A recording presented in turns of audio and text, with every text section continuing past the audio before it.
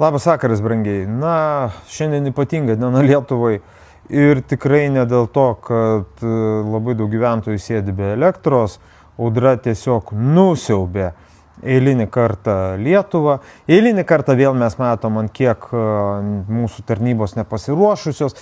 Eilinį kartą vėl pasiteisimai dar kažkas, eilinį kartą bus paprašyta daugiau pinigų. Sakiau, spauda kažkodėl mielai rašo, kad Nausėda nuvažiavo į Ukrainą, ką nuostabaus pasakė Ukrainos žmonėm, greičiausiai kiek pinigų pažadėjo ir taip toliau, ir taip toliau, ir taip toliau. O šiandien yra iš tikro svarbi diena Lietuvai. Lygiai prieš 37 metus, 89 metais, įvyko toks įvykis, kuris nuskambėjo per visą pasaulį, tai buvo pavadintas Baltijos kelias. Kai žmonės parodė, kokie yra vieningi, ką jie gali, net 3 tautos, lietuviai, latviai ir estai, susikabino rankomis, ir padarė tą Baltijos kelią ir parodė, mes jau čia norim išsiveršti iš Tarybų Sąjungos šitų gniaužtų, ir kaip čia mes ilgai ir laimingai gyvensim. Gyvensim gal ir ilgai, nors čia irgi abejotinas klausimas, jeigu čia toliau mes erzinsim tą Rusijos mešką. Laimingai, taip, dalis prasigyveno labai neblogai ir ne tik laimingai, bet ir turtingai pradėjo gyventi. Ir čia viskas šitoj vietoj tvarkoj ir to nepaneigsi. O visa kita dalis tautos, milijonas gyventojų beveik išvažiavo iš tos laimės ir iš to džiaugsmo, ieškoti laimės kitur.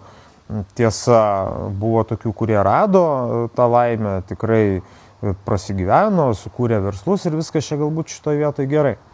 Bet žinot, aš pasigėdau, kad spaudoje apie Baltijos kelią praktiškai nieko neradau.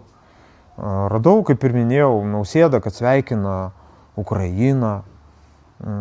Radau apie audrą, o apie Baltijos kelią niekam ir neįdomu, niekam ir visą tai nerūpi. Keista kažkaip tai, kad kažkaip tai, kodėl niekam nerūpi. Ar jau ta diena nebereikšminga? Ar tie žmonės, kurie padarė tą Baltijos kelią, numirė ir jie jau nebereikalingi? Kažkaip tai gal taip gaunasi. Kažkodėl tą kelią reikėjo 20 metais prisiminti labai, tik daryti kažkodėl iki pasienio Lietuvos nuo Vilniaus ir čia tipo kenkti tokiu būdu Baltarusijai, prisidėti prie to neteisėto perversmo, kuris buvo bandomas padaryti, bet aišku nepavyko visas šitas reikalas. Nes jeigu būtų norėję, galėję būtų laimėti rinkimus ir taip toliau. Bet čia vėl atskiria tema. Tai žinokit, niekam nebereikalingas. Ar jūs matot, kad Baltijos kelias toks kaip dalykas yra nebereikalingas? Dabar, sakau, vietoj Nausėda, kad būtų dalyvavęs kažkokiam renginyje Lietuvoje, Baltijos kelio minėjime, ne, jis išvažiuoja į Ukrainą. Tai kažkaip tai labai nekaip norėtųsi, žinot, pasidžiaugti kažkokiu, pasakyti gerų naujienų, kažkas tai gero, bet aš matau, kad nieko gero nėra, čia tik tai tragedija tęsis. Tai pasidalinkite, jeigu kur matėt spaudoje apie Baltijos kelią, apart privačių šaltinių, bet didieji portalai kažkodėl tai pamiršo.